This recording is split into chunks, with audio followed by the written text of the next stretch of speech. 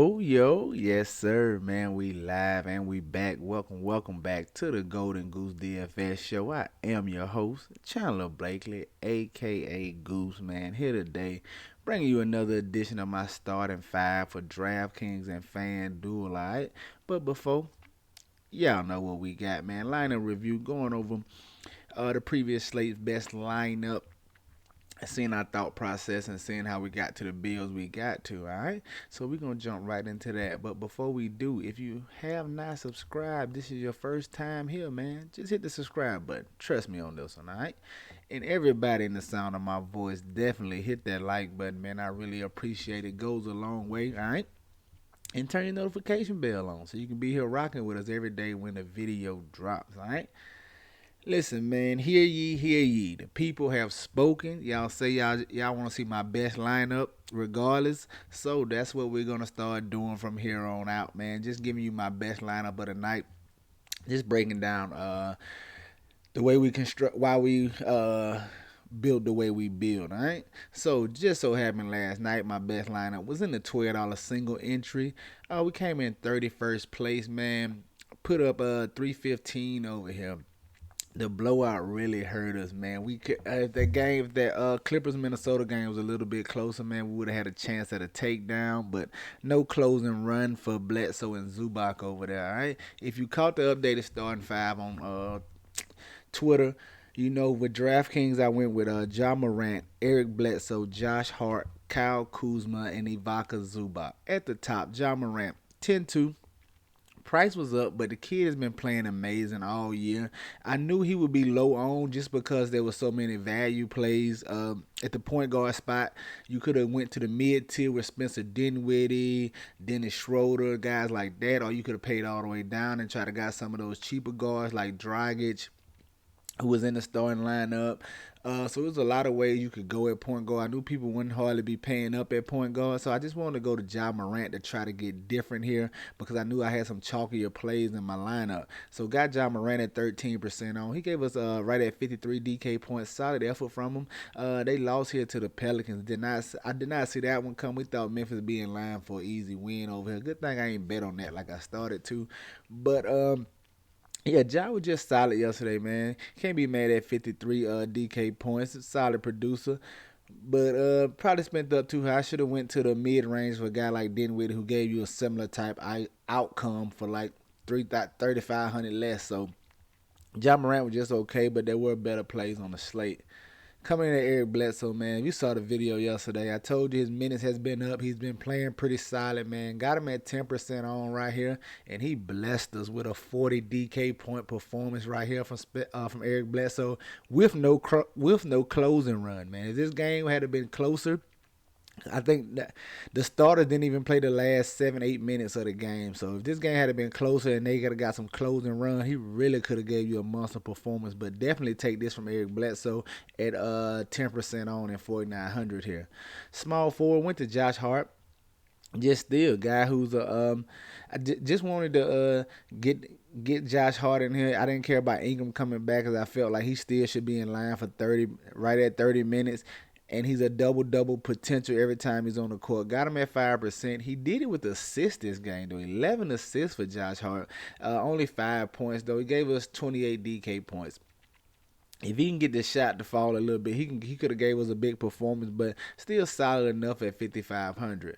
Coming in at power forward, I want to go Kyle Kuzma. I knew those Wizards guys were going to be high on Kuzma, Dinwiddie. I told y'all on the video yesterday. You kind of had to get to him. You ain't have to get to him, but I knew they was in good spots. It was wise and prudent to get to him.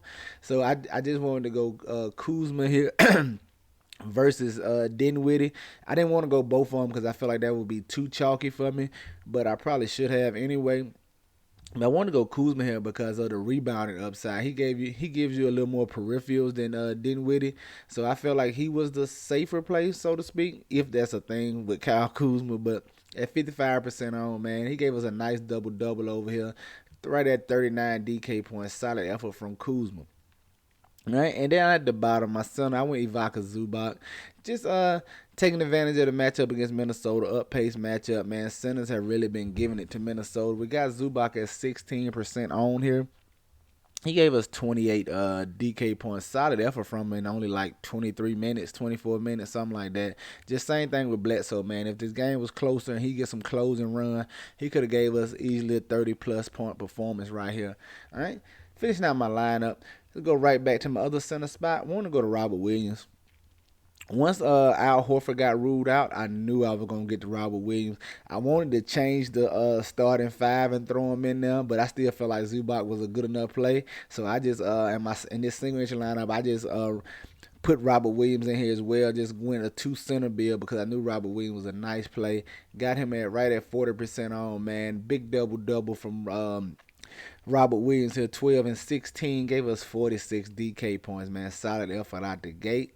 And then my other guard right here went Goran Dragic, 3,400, 45%. I was a little nervous about him. That's why he definitely didn't make the starting five, because they had Banton over there. They had the other guy, Flynn. There's just so many ways the Toronto Raptors could go to have so many guards over there. But I went with Dragic. I said whoever was starting was who I was going to go with. So if it had been Banton, it had been Flynn. Whoever was the starter, that's who I was going to go with, because that's usually an indicator. In situations like that, that's usually an indicator of who should get the bulk of the minutes and who should get the closing run. So I felt good once Dragic was in the starting lineup. Got him at 45% on. Solid effort from Dragic. Gave us 32 DK points, man. Almost 10x. Beautifully. That's what you want from your cheap guys. And then found my final spot, Tobias Harris. 5.7% on. This was just a result of putting in the lineup I love and what salary I had left. So it boiled down between him and once I got this locked in, I felt very comfortable with the rest of my lineup. I got here, I had 8,900 left. If it was between him and Siakam, they said the minutes limit for Siakam. That's why I was nervous for Siakam. I said that's why I just went to Tobias Harris. I knew he was a little. People thought he was a little pricey, so I knew he would go under on and give me leverage on the field. Got him at 6%. He gave a nice performance here, 51 DK points. I wouldn't have been wrong with him or Siakam. Siakam gave you like 53 for like 700 left. So both similar outcomes here. We would have been in good shape had I went Siakam anyway, but I was scared of the minutes limit they said before the game. He still played like 33. But yeah, Tobias Harris right here, 5% on 51 DK points, man. Solid effort from him. It was a solid night for us, man. You know, a little money, nothing to brag about, but just a little stimulus package to the DK account. Let's go look at Fanduel and see what we did over there. Fanduel got my best lineup. Came in the money over here as well. It was a winning night, solid night across both sites. This is the $10 single entry, I believe. Yeah. No, 5 or 10. I can't remember which one it was, and it's not letting me see it right now. But put up 341 over here. Came in 313th place, man. Little Tim, this had to be, it's the $5. Had to be the $5. I can tell by the payout right here. $5 single entry. Like I said, 313th place, put up 341. If you caught the starting five on FanDuel, you know I went with Ja Morant, Dennis Schroeder, Tobias Harris, Robert Williams, and Andre Drummond. All right. Let's just run it down from the top. Ja Morant, like I told you, I felt the same way over here on FanDuel. 9,800.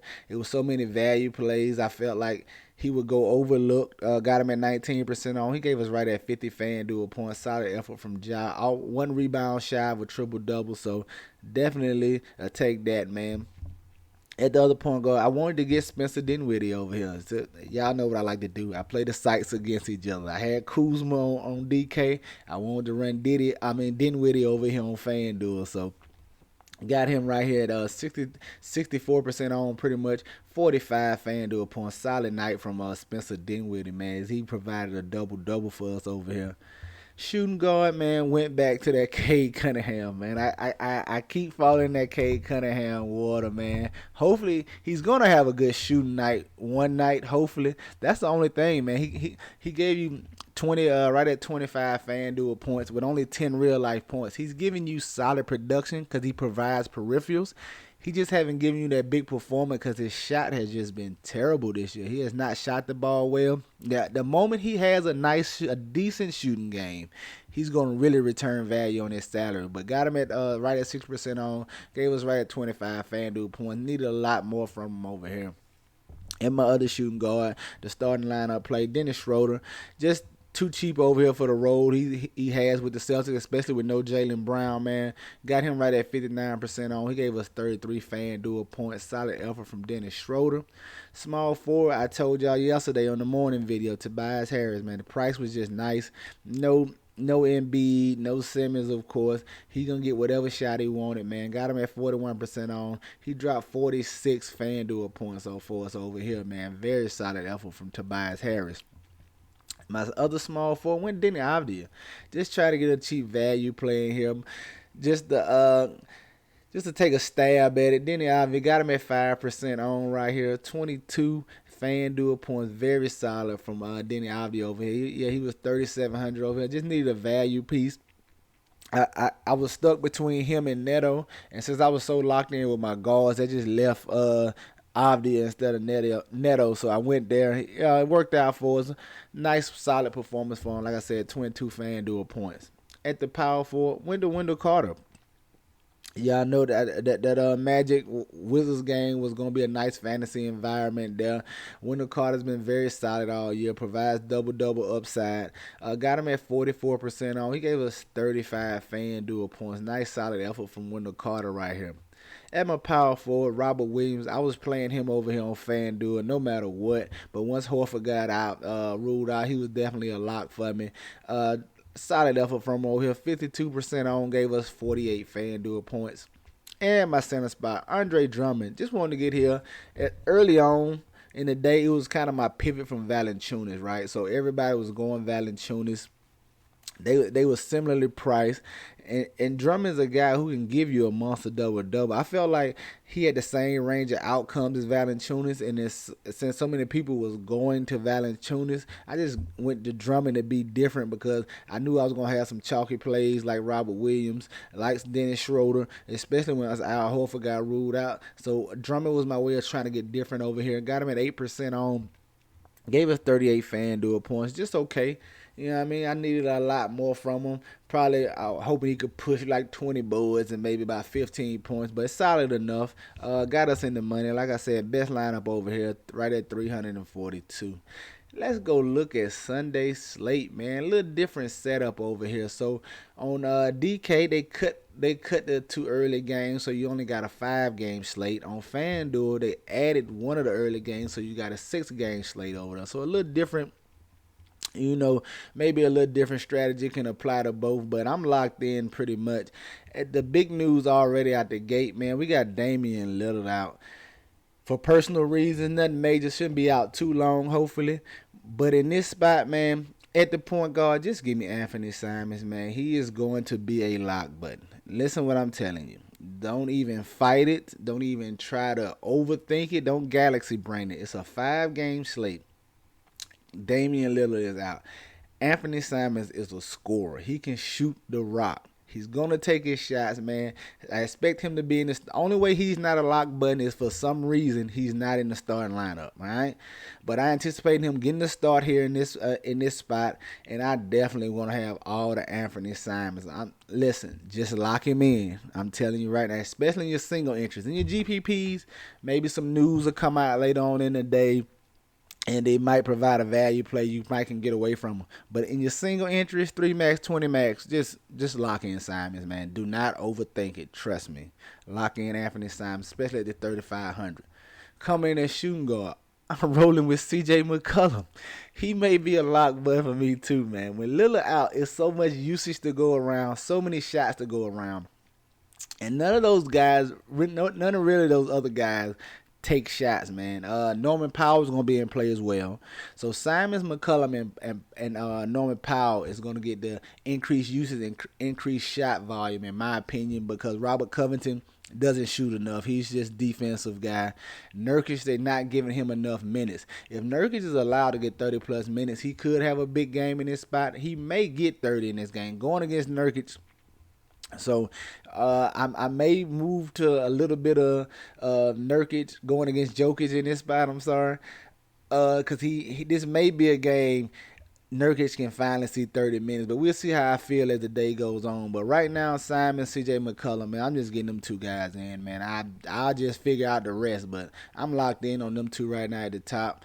Coming in at my small forward, I want to look at Bridges going against the Golden State Warriors, man. The kid's been playing well all year long. Price is coming down a little bit. He was 8,100 the other night. Fell $300 right here. I like getting to him at this price, man. He's trying to establish himself, man. He may be in line for one of the most improved players, man. So I like getting the Miles Bridges at this 7,800 price tag. Should be the best fantasy game environment on the slate right here. Golden State and Charlotte should be up and down. A lot of shots, a lot of rebounds. I definitely like Miles Bridges. That being said, at my power forward, I'm going to come right back with Draymond Green. Yep, Draymond Green, 6,200. I think this is a nice price on him. He's averaging 32 DraftKings points for the year, as you can see right there. That's approaching 6x already. I like getting the guys whose average production, whatever his mean projection gonna be, whatever's all that. I don't need all that. But a guys whose average is almost 6x his salary, that's a good play to me right there. And that's what you have in Draymond Green right here. Averaging 32 DK points on the year. At 6,200, you only need like 37 for 6x. So he's 5 points away in a game that's going to be an up-paced matchup. Some more possessions here. I love Draymond Green in this spot right here. You know he has triple-double potential, right?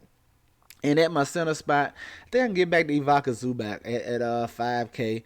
Like I said, no closing run. It's a back-to-back, but none of the starters really played over like 20. I think Paul George had the most, or him or Reggie Jackson played like 26, 27 minutes, but the starter didn't play big minutes. It was a blowout, so I'm not too worried about the back-to-back here.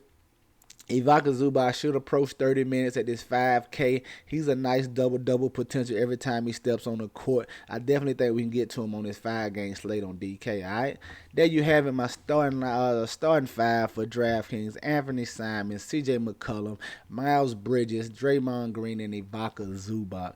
Hey, get these players in your player pool. You know I'm gonna have them in mind. And if you haven't hit the like button, what are you waiting on? Go on and do that for your boy. All right. Let's go take a look at Fanduel, see what I'm liking on this 6-game over here. Fanduel, guess what? At the top, same thing, man. Give me Anthony Simons. Give me C.J. McCollum, man. I don't care. I'm locked in on these two. I'm just going to have to figure out how to get different from here because I know they're going to be chalky for one. Super chalk, but it's going to be well-deserved. Trust me. I just got to figure out. So your next 3 spots, you got to figure out how to be different and still competitive at the same time, guys. Don't get different just to be different and take bad plays, all right? Make sure at your small forward, power forward, center, whatever the chalky plays is there, you get somebody when you pivot from there, getting a low on guy, make sure they have the same range of outcomes as the chalky guy. That's how you fade, guys. If a guy's there who has like a 40-point ceiling, he's super chalk. When you fade him for somebody, don't fade him for like Kevin Looney or something like that. A guy who doesn't really have that ceiling. Fade him for a guy who has who has a potential of that same outcome. You know what I mean? Outside of that, you just wasting the fade to me, in my opinion. It's the NBA, anything can happen. But if a guy doesn't have the same range of outcomes as the guy I'm fading from, I don't like to do it. I just take the chalk in that spot. But like Simons, like C.J. McCollum at the top, all right? Coming in at small forward, I think we can go back to Will Barton, guys. Nothing has changed. Listen, people are going to be down on him for one, because you're going to get people to pay Norman Powell because it's a pivot from him. I'm going to have some Norman Powell as well. But he had a horrible game last time out. But this Denver Nuggets team, still without Michael Porter Jr. in an up-paced matchup for him here against the Trailblazers. And since he had a bad performance last time out, I know the ownership is going to be down. But he just shot the ball horribly. He still played big minutes. He was just 2 of 11 from the field and like 0 for 5 from behind the arc. Will Barton's a better shooter than that. I don't see him having 2 games shooting that horribly. I definitely like to get the Will Barton here in this matchup against the Portland Trailblazers. And it kind of gives me like a run back for like a mini game stack since I'm playing Simons and McCollum. But get you some Will Barton on FanDuel as well. Coming in at power forward, I'm going to go right back to Bobby Portis. Going to be waiting on Giannis news today.